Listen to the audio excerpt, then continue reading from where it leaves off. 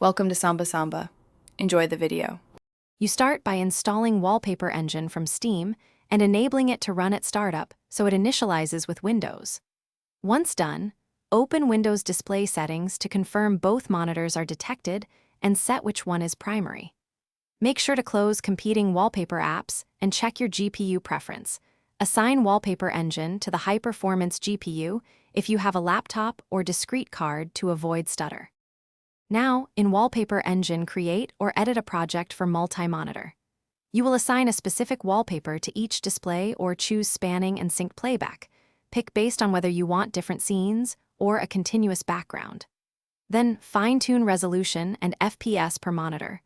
Lower FPS on the secondary if performance drops, and select performance presets so animations don't overload your GPU. Also set cursor behavior and audio reactive options where needed, making transitions seamless.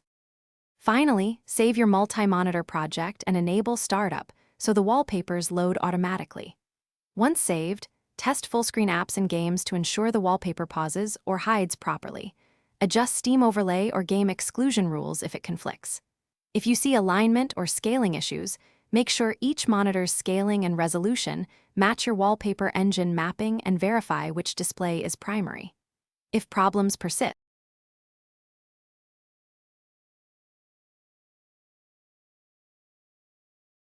Thanks for watching. Consider subscribing if we helped you.